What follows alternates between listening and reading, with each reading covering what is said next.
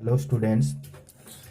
हमने अब तक जो वेव थ्योरी के अंदर पढ़ा है, हमने उसकी प्रॉपर्टीज़ देख ली। वेव जो है वो किस टाइप की होती है, कौन कौन से टाइप की वेव हो सकती हैं। हमने उसकी प्रॉपर्टीज़ के अंदर इंटेंसिटी देख ली, energy density, amplitude, time period वगैरह। लगभग 16 जो उसकी जो हमारे पास टर्म्स होती हैं, जो यूज में आती हैं हमारे वेव थ्योरी के अंदर, वो सारी की सारी हमने प्रीवियस वीडियो के अंदर देख ली थी। अब नेक्स्ट जो हम इस वीडियो के अंदर देखने जा रहे हैं वो है velocity of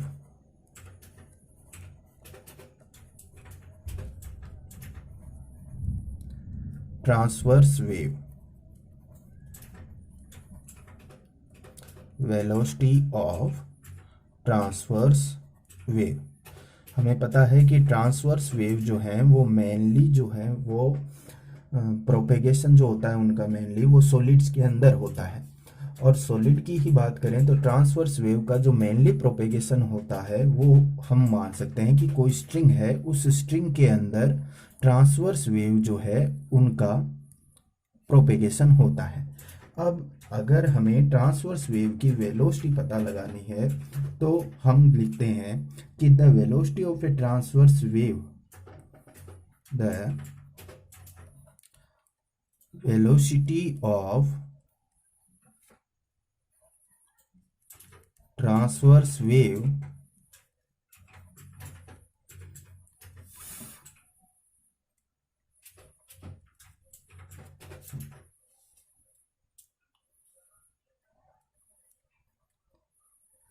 in a stressed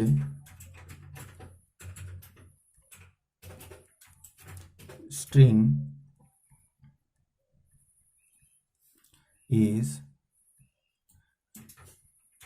given by stretch जो स्ट्रिंग है उसके अंदर जो वेलोसिटी ऑफ ट्रांसवर्स वेव है वो होती है v is equal to under root T upon M. v जो है वो वेलोसिटी ऑफ ट्रांसवर्स वेव है।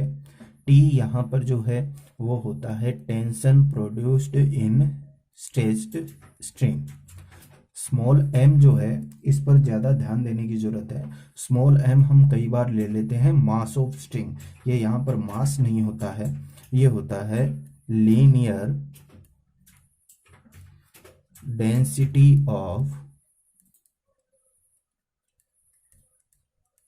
स्ट्रिंग। या फिर मैं इसको ये भी बोल सकता हूँ कि मास पर यूनिट लेंथ होता है स्मॉल m, यानी मास पर यूनिट लेंथ। अगर आपको टोटल मास स्ट्रिंग का गिवन है और टोटल लेंथ जो है वो स्ट्रिंग की गिवन है, तो जो स्मॉल m है वो हो जाएगा उस स्ट्रिंग का मास अपॉन में स्ट्रिंग की लेंथ। यानी स्मॉल m जो है इसको मैं अगर अलग से लिखना चाहूँ तो small m is equal to होता है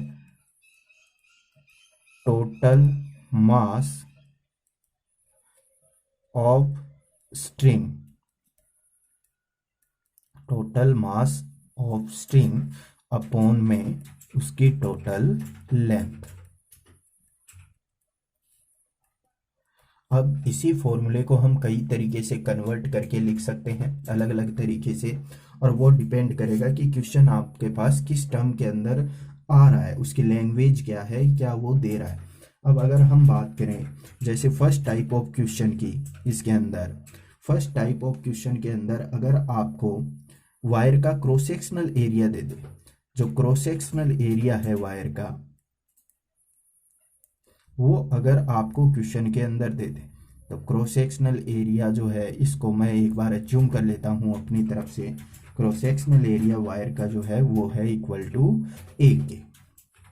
तो अगर मुझे वेलोसिटी ऑफ ट्रांसवर्स वेव उसके अंदर पता लगानी है तो वेलोसिटी ऑफ ट्रांसवर्स वेव का फॉर्मूला वही v is equal to under root T upon small m।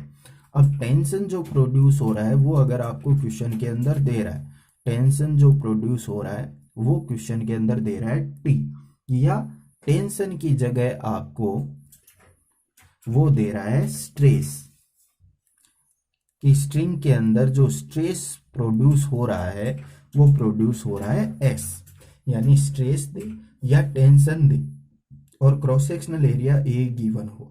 तो आप वेलोसिटी ऑफ ट्रांसवर्स वेव किसी क्वेश्चन के अंदर कैसे पता लगाएंगे? v is equal to √t/m। अब स्मॉल m जो है वो होता है मास पर यूनिट लेंथ।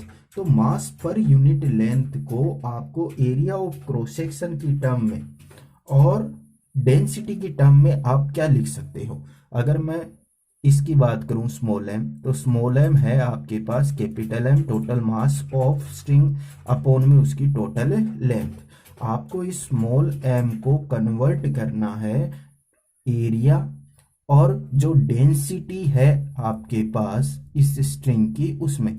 अगर मैं डेंसिटी एज्यूम कर लेता हूं इसकी रो, तो डेंसिटी और एरिया की टर्म में स्मॉल m को मैं क्या लिखूंगा?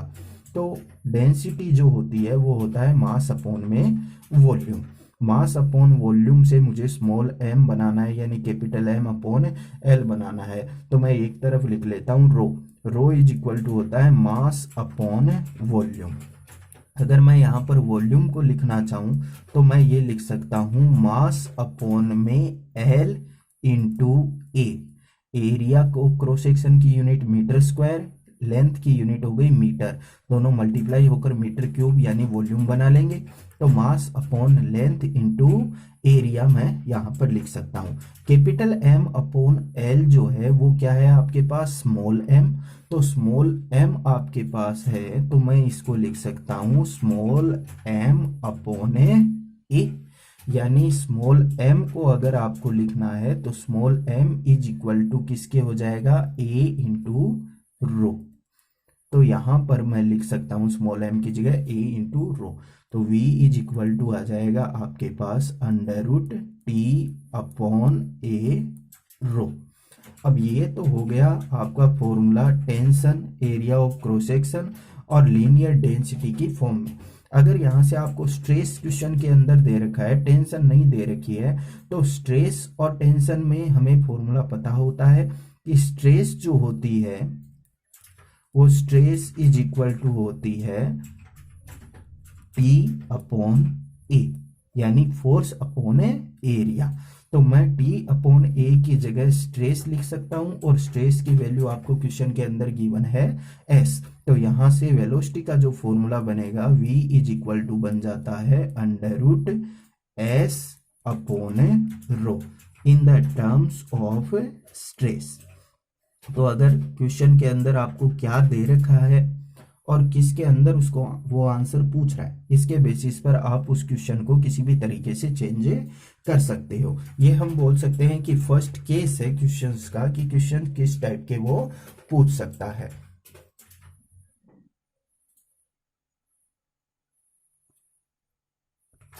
सेकंड जो अपने पास इसका केस आता है,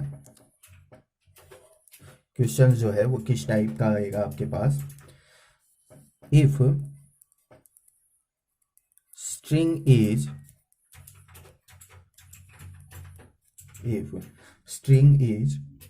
stretched by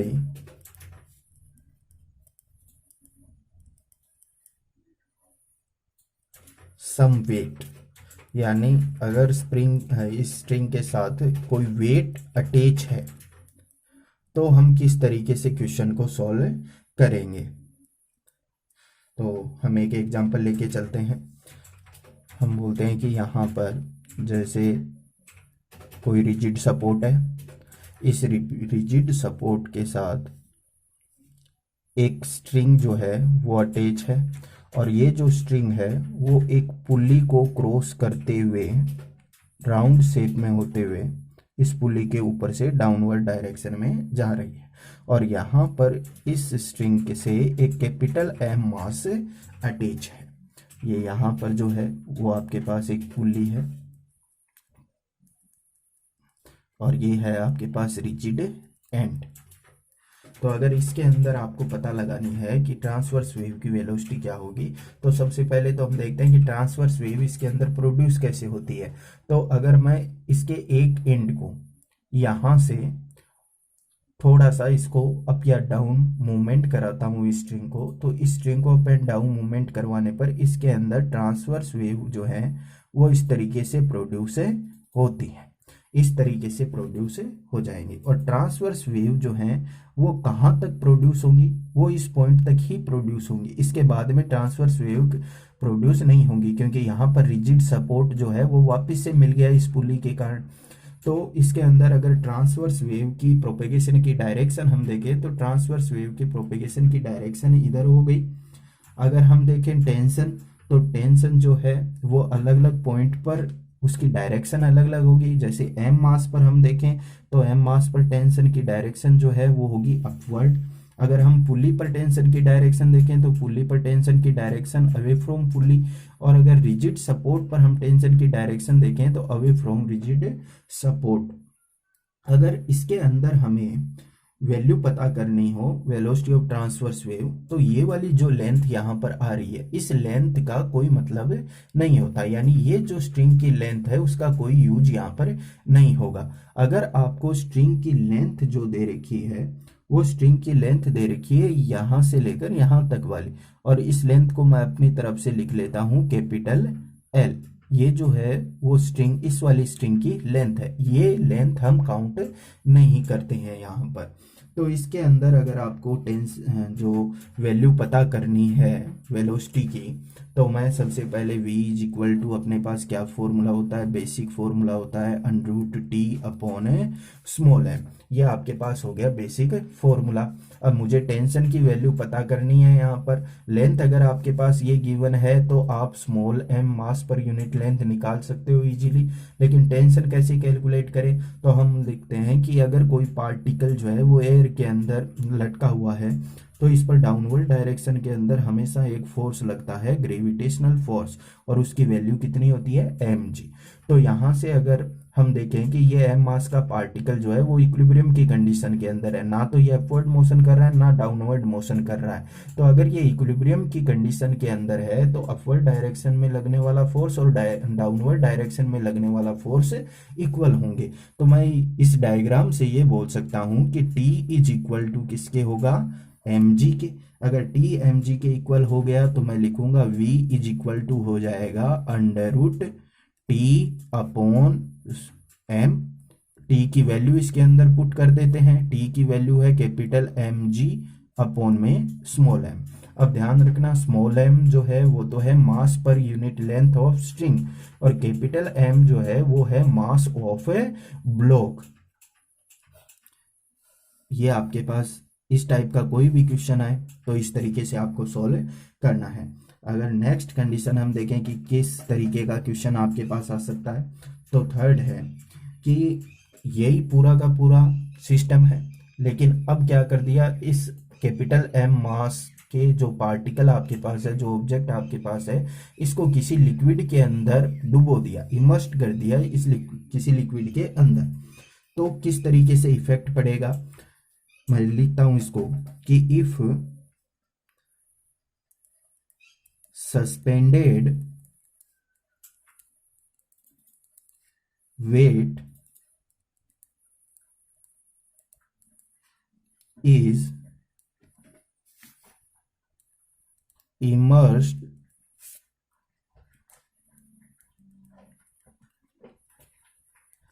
in a liquid of density sigma and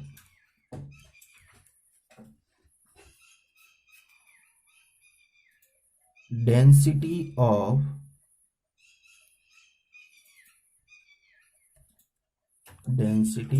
of weight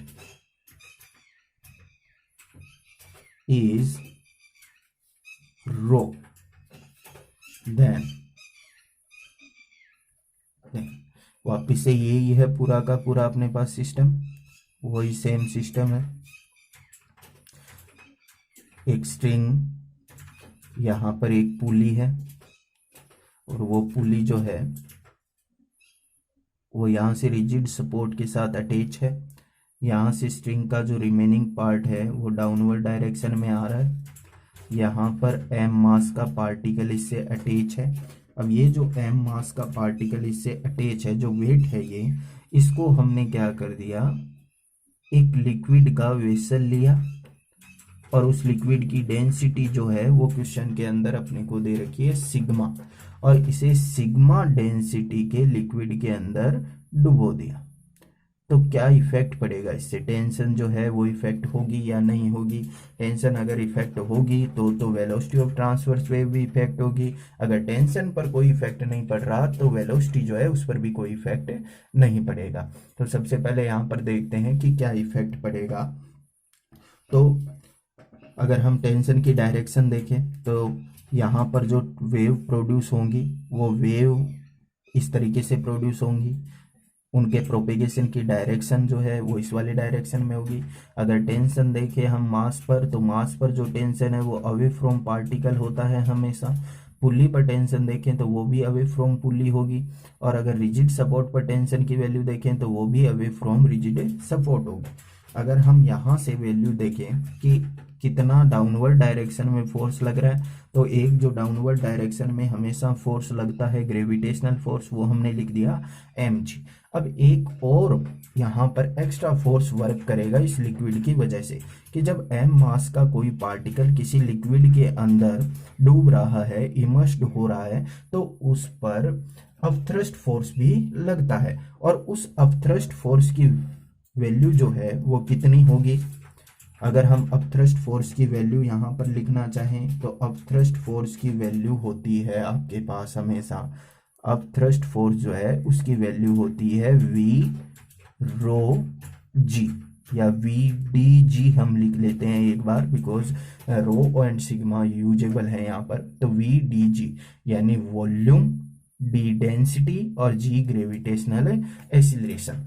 तो अगर हम अपथ्रस्ट फोर्स यहाँ पर देखना चाहें कि कितना अपथ्रस्ट फोर्स जो है वो इस पार्टिकल पर लग रहा है, तो अपथ्रस्ट फोर्स के लिए हमें वॉल्यूम चाहिए, डेंसिटी चाहिए। वॉल्यूम जो है वो किसका होता है, इस कैपिटल एम मास के पार्टिकल का, या उस लिक्विड का वॉल्यूम जो लिक्विड ये एम मास का पार्टिकल डिस्प्लेस करता है, उसका वॉल्यूम लिक्विड की डेंसिटी इनटू में जी। तो यहां से अगर मैं देखना चाहूं कि कितना होगा, जो वैल्यू है अपने पास अपथ्रस्ट फोर्स की, वो वैल्यू कितनी होगी,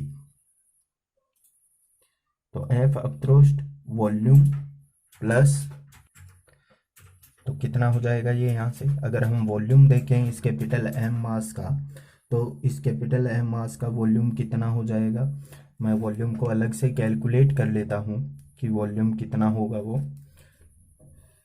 V इज इक्वल टू होता है आपके पास मास अपॉन डेंसिटी। हम मास किसका, वॉल्यूम किसका कैलकुलेट कर रहे हैं, इस वाले पार्टिकल का। तो इस वाले पार्टिकल के volume is equal to mass upon इस वेट का या मास की डेंसिटी। वेट या मास की जो डेंसिटी है वो आपको क्वेश्चन के अंदर दे रखी है रो, तो m upon rho is equal to हो गया v की। तो मैं v की जगह लिख सकता हूं कैपिटल m अपॉन रो, इनटू में डेंसिटी होती है लिक्विड की, और लिक्विड की डेंसिटी आपको क्वेश्चन के अंदर दे रखी है सिग्मा, और मल्टीप्लाइड बाई g। तो ये यहाँ पर लगने वाला अपथ्रस्ट फोर्स हो गया। और अपथ्रस्ट फोर्स जो है वो किधर लगता है, अपथ्रस्ट फोर्स लगता है हमेशा अपवर्ड डायरेक्शन के अंदर।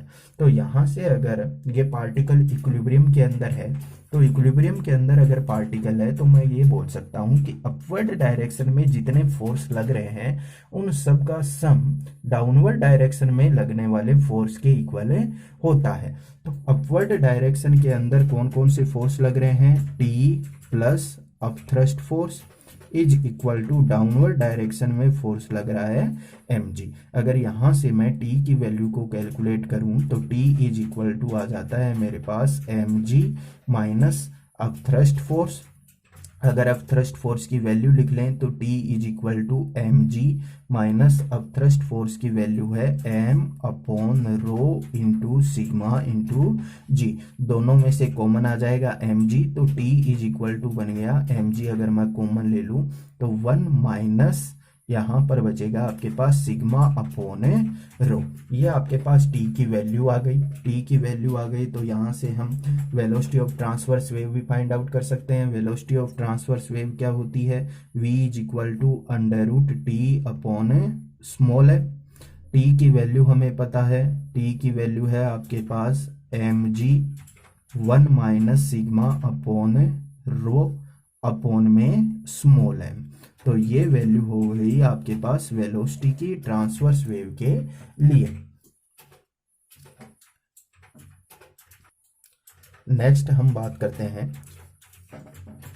फोर्थ केस पर, फोर्थ टाइप ऑफ न्यूमेरिकल पर, कि किस तरीके का न्यूमेरिकल आएगा। अब आपको बोल दे कि कोई एक स्ट्रिंग है और वो स्ट्रिंग दो रिजिड सपोर्ट के बीच में टाइड है। वो स्ट्रिंग जो है वो दो रिजिड सपोर्ट हैं, इन दोनों रिजिड सपोर्ट के बीच में टाइड है। अब इसके अंदर आपको वेलोसिटी की वैल्यू फाइंड आउट करनी है due to production of tension. अब इसके अंदर टेंशन प्रोड्यूस करने के लिए भी ये कंडीशन बोल दे, वो बोल दे कि if two rigid supports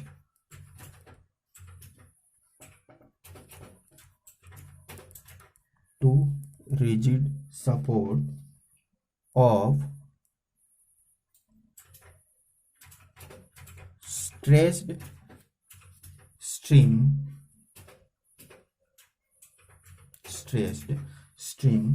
are maintained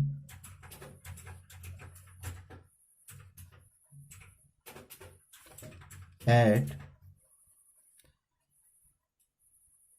temperature difference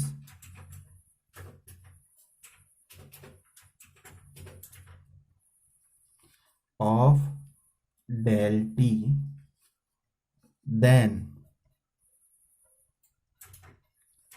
आपको बोल रहा है दो रिजिड सपोर्ट है जिनमें स्ट्रेच स्ट्रिंग है, और इस तरीके से है कि दोनों जो रिजिड सपोर्ट हैं उनके बीच में कुछ टेम्परेचर डिफरेंस है, और टेम्परेचर डिफरेंस की वैल्यू आपको बोल रहा है डेल टी। तो अगर डेल टी यहाँ पर टेम्परेचर डिफरेंस है तो इसके अंदर टेंशन किसकी वजह से प्रोड्यूस होगी? हमने थर्मल एक्सपेंशन के अंदर पढ़ा था कि अगर टेम्परेचर चेंज होता है तो टेम्परेचर चेंज होने पर स्ट्रिंग के अंदर एक्सपेंशन या कंप्रेशन होता है। एक्सपेंशन और कंप्रेशन की वजह से ये जो स्ट्रिंग है वो इन रिजिड सपोर्ट्स पर एक एक्सटर्नल फोर्स अप्लाई करती है, और उस एक्सटर्नल फोर्स की वैल्यू भी हमने वहां पर नोट की थी। लेकिन ये सब होता किसकी वजह से है? ये होता है इलास्टिसिटी की वजह से। तो then due to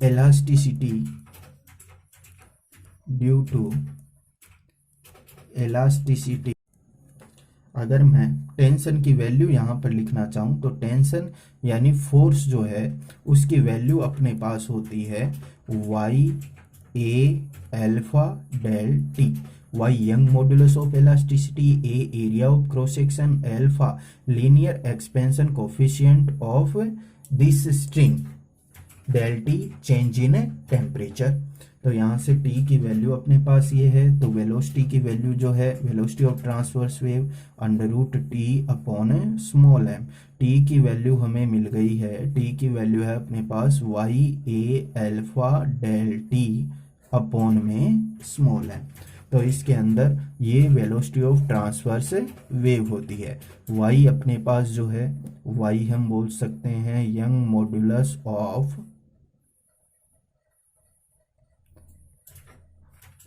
elasticity,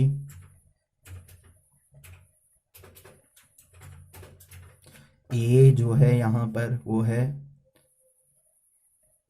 area of cross sectional,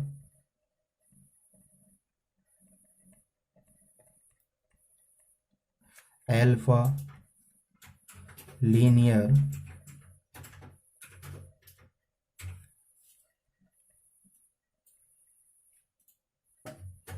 coefficient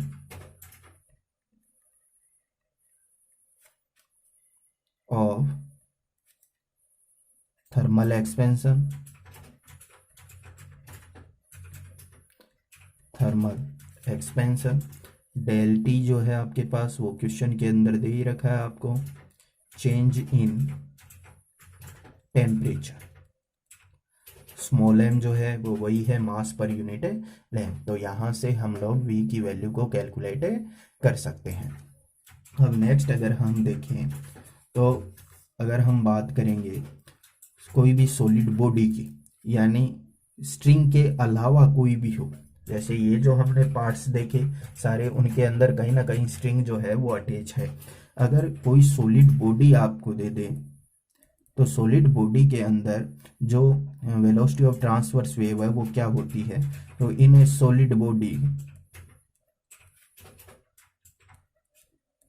in a solid body velocity की वैल्यू जो होती है ट्रांसवर्स वेव के लिए वो होती है अंडर रूट ईटा अपॉन में rho. v is equal to eta upon में रो। ईटा जो होता है वो होता है modulus of rigidity, modulus of rigidity, और जो रो होता है वो होता है density of material, density of material. चलिए, ये जो सारी वैल्यू हमने अभी भी पढ़ी है ट्रांसवर्स वेव की वेलोसिटी के लिए, जो हमने 5 केस पढ़े हैं, 5 टाइप के न्यूमेरिकल्स प्रॉब्लम के लिए जो केस हमने यहाँ पर पढ़े हैं, वो सारे के सारे केस जो है वो आपको पता होने चाहिए, माइंड के अंदर होने चाहिए। अभी हम इसके कुछ सोल्व न्यूमेरिकल्स करते हैं और उन न्यूमेरिकल्स को सोल्व करते टाइम आप ध्यान रखना थोड़ा न्यूमेरिकल्स के अंदर, इसके अंदर अगर मैं वेव को बनाना चाहूँ तो इस तरीके से वेव प्रोड्यूस हो सकती है। ये वेव के प्रोपेगेशन की डायरेक्शन, टेंशन की वैल्यू हम डिनोट कर सकते हैं अवे फ्रॉम रिजिड सपोर्ट होती है। ये टी टेंशन इसके अंदर अगर प्रोड्यूस होती है तो टेम्परेचर डिफरेंस जो है वो टेम्परेचर डिफरेंस है आपके पास डेल टी। एक एग्जाम्पल है अपने पास, सोल्ड एग्जाम्पल में फर्स्ट नंबर है, a piano string having a mass per unit length equal to 5 into 10⁻³ kg per metre is under a tension of 1350 newton. Find the speed with which a wave travels on this string. तो आपको जो जो चीज़ें दे रखी हैं वो देख लेते हैं। सबसे पहले तो आपको बोल रहा है मास पर यूनिट लेंथ, यानी कैपिटल M अपॉन L की वैल्यू आपको गिवन है 5.00 इंटू 10⁻³ kg पर मीटर। दूसरी आपको टेंशन की वैल्यू गिवन है T is equal to 1350 newton. तो यहाँ से अगर हम देखें तो इसको हम लोग लिखते हैं स्मॉल m मास पर यूनिट लेंथ, और ये है टेंशन T। तो वेलोसिटी V की वैल्यू जो है वो होती है √T/m। T की वैल्यू आपको गिवन है क्वेश्चन के अंदर 1350 अपॉन में स्मॉल m की वैल्यू है 5 इंटू 10⁻³ तो 5 से अगर मैं इसे कैंसिल आउट करूं तो ये बन जाएगा 270। तो ये अंडरूट के अंदर आ गया आपके पास 270 इंटू 10⁻³ जिसका अप्रोक्स जो इसका रूट होता है वो होता है 520 मीटर पर सेकेंड, और ये आपका आंसर बन गया। नेक्स्ट आपके पास एक क्वेश्चन है, ये आपको कोई डायग्राम दे रखा है। इस both the string shows in figure are made of same material and have same cross section. The pulleys are light. The wave speed of a transverse wave in the string AB is V1 and CD it is V2. Then V1 upon V2, यानी V1 और V2 का ratio पूछ रहा है। तो हमें पता है कि जो वेलोसिटी की वैल्यू होती है ट्रांसवर्स वेव के अंदर, वो वेलोसिटी की वैल्यू होती है √T/m। अब यहाँ पर हम टेंशन की वैल्यू देखते हैं कि टेंशन की वैल्यू किसके अंदर ज़्यादा है। लेंथ की ये कोई बात नहीं कर रहा है, यहाँ पर मास की कोई बात नहीं कर रहा है, तो स्मॉल m जो है इसको हम नहीं ले रहे हैं यहाँ पर केवल और केवल किसका इफेक्ट होगा, टेंशन का। किस तरीके से इफेक्ट होगा कि अगर मैं ये वाली जो स्ट्रिंग है इसके अंदर जो प्रोड्यूस्ड टेंशन है उसको एज्यूम कर लूँ T, तो यहाँ से स्ट्रिंग जो है वो कनेक्टेड है, कंप्लीट स्ट्रिंग है यहाँ तक। तो इसके अंदर, इस पार्ट के अंदर अगर टेंशन की वैल्यू देखेंगे तो वो भी कितनी आएगी, टी। और ये कनेक्टेड है इस पुली के ऊपर से, तो इस पार्ट के अंदर टेंशन देखेंगे तो वो भी कितनी होगी, टी। अब अगर हम इस रिजिड सपोर्ट पर टेंशन की डायरेक्शन देखें तो वो ये होगी, लेकिन पुली पर अगर टेंशन की डायरेक्शन देखें तो अवे फ्रॉम पुली। इसके अंदर भी ये जो डायरेक्शन है वो है पुली के लिए टेंशन की। अगर इस वाली पुली के लिए डायरेक्शन देखेंगे तो वो इसके अपोजिट होगी, अवे फ्रॉम पुली। अगर इसके अंदर ये वाली डायरेक्शन है, ये वाली डायरेक्शन जो है वो इस पुली के लिए है। अगर ब्लॉक के लिए टेंशन की वैल्यू देखेंगे, टेंशन की डायरेक्शन देखेंगे तो ये हो जाएगी। अगर टेंशन टी यहाँ पर है, टेंशन टी यहाँ पर है, तो ये जो बीच में कनेक्टेड स्ट्रिंग है इसके अंदर टेंशन कितनी प्रोड्यूस होगी, इसके अंदर टेंशन प्रोड्यूस होगी इन दोनों का सम, टी और टी दोनों का सम कितना हो गया, 2t। तो इसके अंदर जो टेंशन है वो प्रोड्यूस हो गई आपके पास 2t। अब अगर मैं आपको क्वेश्चन के अंदर स्ट्रिंग ए बी के अंदर जो वेलोसिटी है उसकी वैल्यू गिवन है, ए बी के अंदर जो वेलोसिटी है उसको बोल रहा है v1, और सी डी के अंदर जो वेलोसिटी है इसको बोल रहा है वो v2। तो देखो, अगर मैं v1 की वैल्यू लिखना चाहूँ यहाँ पर, तो v1 की वैल्यू मैं लिखूंगा under root T by M.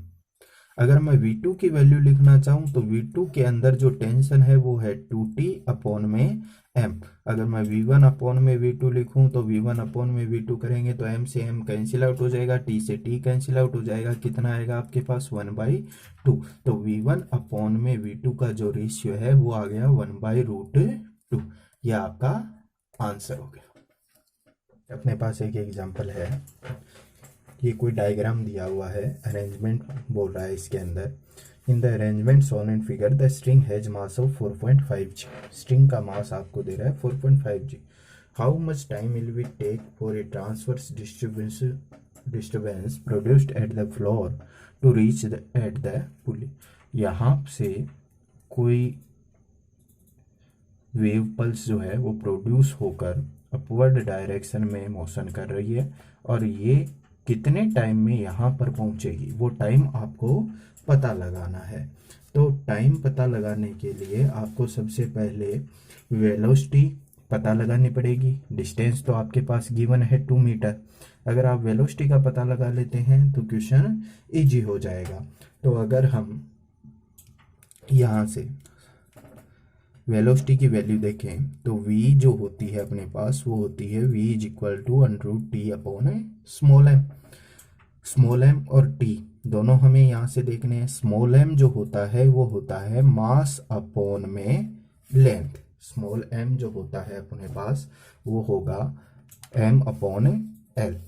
तो कैपिटल M की वैल्यू आपको दे रहा है 4.5 g। g की वैल्यू हो गई आपके पास 10 अपॉन में L की जो वैल्यू है वो आपके पास कितनी है, L की वैल्यू है आपके पास 2 मीटर। जो लेंथ है स्ट्रिंग की वो है 2।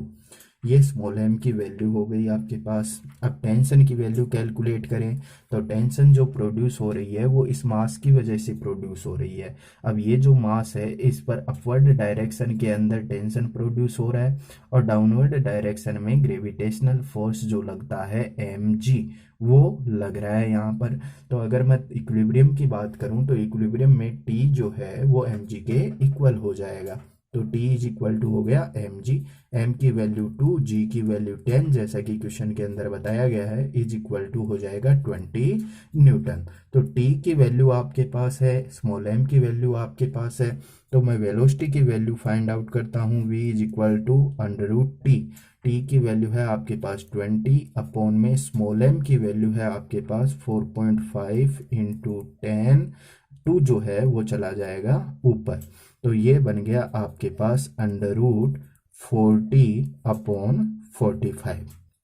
अगर मैं इसे कैंसिल आउट करूं तो कैंसिल आउट करेंगे तो वैल्यू आ जाएगी 5 से अगर मैं कैंसिल आउट करूं तो 8 अपॉन 9, यानी √8 अपॉन 9, यानी √8/9 का √ हो जाएगा 3 मीटर पर सेकेंड। यह आपको ट्रांसवर्स वेव की वेलोसिटी मिल गई। अब हमें जो पता लगाना है वो पता लगाना है टाइम, कि कितना टाइम लगेगा इस वेव पल्स को यहाँ से यहाँ तक आने में। तो टाइम जो है टी, वो टाइम इज इक्वल टू होता है डिस्टेंस अपॉन वेलोसिटी।